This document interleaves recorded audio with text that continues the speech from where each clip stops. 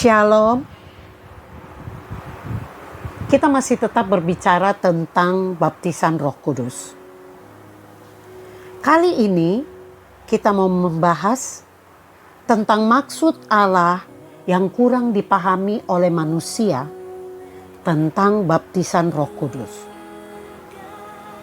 Saudara, mengapa maksud Allah kurang dipahami?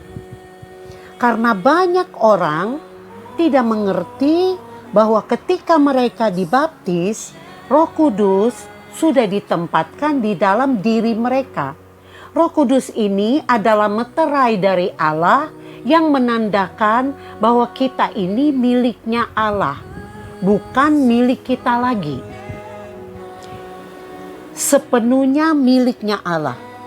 Banyak orang telah menerima Roh Kudus, tapi mereka tidak memahami maksud hati Allah di dalam hidup mereka. Dan mengapa rohnya yang kudus itu ditaruh di dalam diri manusia? Karena mereka belum sepenuhnya menyerahkan hati, belum sepenuhnya menyerahkan pikiran, perbuatan, tindakan, perkataan mereka, hidup mereka, aktivitas mereka kepada Allah. Sehingga mereka belum juga menerima baptisan Roh Kudus. Kita harus terus-menerus naik ke takhta anugerah Allah, masuk ke dalam hatinya Allah, menyelam di dalam kehendaknya Allah yang mulia itu. Kita tahu bahwa pengajaran yang selama ini banyak kita dengar adalah bahwa Allah hadir dan memberi karunia-karunia dan kuasa, dan orang itu lalu pergi mendemonstrasikan kuasa Allah di mana-mana. Kita mencari urapan Roh Kudus hanya untuk memenuhi keinginan-keinginan kita. Inilah kurang mengertinya kita, padahal Allah mau mengubah dan memfasilitasi kita dengan kuasa-kuasa dari tempat yang maha tinggi. Saudara, jangan saudara bangga bisa mengusir setan, tetapi saudara harus bangga karena nama saudara tercatat di buku kehidupan. Kita diminta untuk naik ke perkenanan Allah yang sempurna dalam melakukan apa yang Allah kehendaki untuk kita lakukan.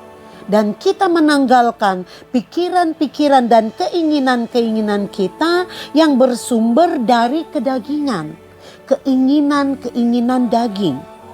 Allah memberi dirinya melalui Yesus untuk dapat mengalahkan kerajaan setan dan kerajaan maut. Kita lihat ayatnya. Kisah 1 ayat 7 sampai dengan ayatnya yang ke-8 mengatakan demikian. Jawabnya kepada mereka, engkau tidak perlu mengetahui masa dan waktu yang ditetapkan Bapa sendiri menurut kuasanya. Tetapi kamu akan menerima kuasa bila mana Roh Kudus turun ke atas kamu. Dan kamu akan menjadi saksiku di Yerusalem dan di seluruh Yudea dan Samaria sampai ke ujung-ujung bumi. Ya saudara?